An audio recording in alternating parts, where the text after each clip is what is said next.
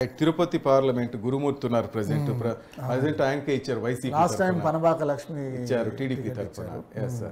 ఈసారి తిరుపతిలో ఏ విధంగా ఉంది సార్? లోక్సభ టఫ్ ఫైట్ ఉంటుందండి. ఈ కాన్స్టిట్యున్సీ టఫ్ ఫైట్ ఉంటుంది. ఎందుకంటే చింతామోహన్ కూడా రావచ్చేమో సార్. చింతామోహన్ గారు కూడా కాంగ్రెస్ తరఫున షర్మిల ఎంటర్ అయ్యారు కాబట్టి ఆయన అంటే ఆయనే ఫస్ట్ ఇంకా చింతామోహన్ పేరే వినిపిస్తుంది. మెంబర్ గా ఉన్నారు, సీనియర్ లీడర్, ఆయనకి అవకాశం తిరుపతి. కాంగ్రెస్ పార్టీ హైకమాండ్ తోటి కూడా మంచి సంబంధ బాంధవ్యాలు ఉన్నాయి. తిరుపతి అసెంబ్లీ ఎవరున్నారు సార్? తిరుపతి అసెంబ్లీలో టీడీపీకి ఎడ్జ్ ఉందండి ఇప్పుడు. టీడీపీకి ఇక్కడ ఇంకో ఈక్వేషన్ కూడా జరుగుతుంది.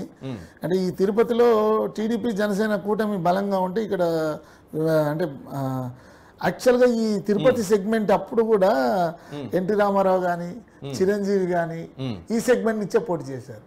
ఇక్కడ ఏంటంటే చాలా మంది పవన్ కళ్యాణ్ కూడా ఇక్కడ నుంచే పోటీ చేయాలని బలంగా కోరుతున్నారు. అంటే ఆయన ఇంకా దాని విషయంలో ఎలాంటి అంటే తిరుపతి అనేది కొంచెం సినిమా ఇండస్ట్రీ ఎక్కువ ప్రభావం ఉన్నటువంటి అంటే తిరుపతి టౌన్ కాన్స్టిట్యున్సీ. ఇంకేమొస్తాయి సార్? తిరుపతి కావలిలో టీడీపీ ఉంటుందండి, ఆత్మకూరులో టీడీపీ, నెల్లూరు సార్ అది మనం చూసాం. సారీ తిరుపతికి వస్తే వెంకటగిరి, శ్రీకాళహస్తి, సూళ్లూరుపేట, వెంకటగిరి, గూడూరు, శ్రీకాళహస్తి, సత్యవేడి. ఈ కాన్స్టిట్యున్సీలో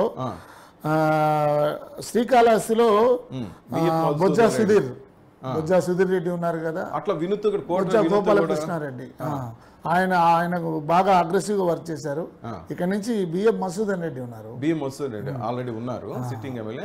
కానీ అక్కడ జేఎస్పీ తరఫున కోట వినూత దంపతులు కూడా తిరుగుతున్నారు. అదే జేఎస్పీ టీడీపీ అలయన్స్ అంటున్నారు. కానీ ఇక్కడ ఈ శ్రీకాళహస్తి ఈ టీడీపీకే తీసుకుని, ఎందుకంటే చంద్రబాబు నాయుడు గారికి కూడా ఆయన గోపాలకృష్ణారెడ్డి గారు రైట్ సార్. ఆ శ్రీకాళహస్తిలో సుధీర్ కూడా బాగా వర్క్ చేస్తున్నారు.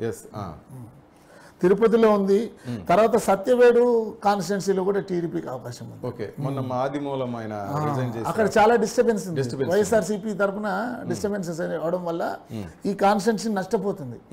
వైఎస్ఆర్సీపీ కూడా ఏంటంటే గతానికి అంటే భిన్నంగా డిఫరెంట్, అంటే తెలంగాణలో వచ్చినటువంటి రిజల్ట్ను చూసి చాలా మంది అభ్యర్థులను మార్చడానికి కూడా వాళ్ళు వెనకంజ వేయట్లేదు.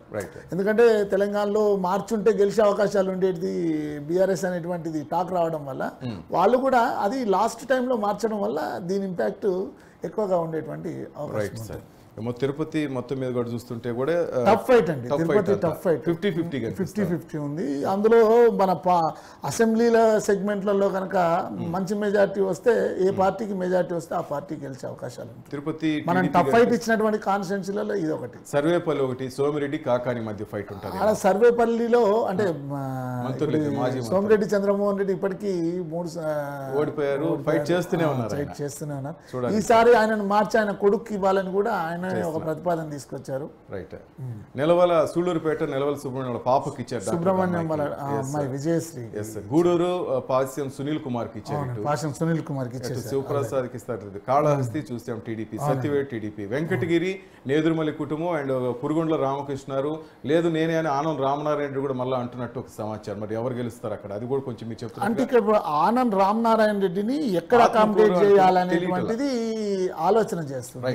అంటే ఆయన ఆత్మకూరు అడుగుతున్నాడు, ఆత్మకూరు ఇవ్వమని అడుగుతున్నాడు. మరి పార్టీ అధిష్టానం ఎట్లా ఉంటుంది అనేది, ఎందుకంటే రామనారాయణ రెడ్డిని పక్కకు పెట్టే పరిస్థితులు కంపల్సరీ సీటు కాబట్టి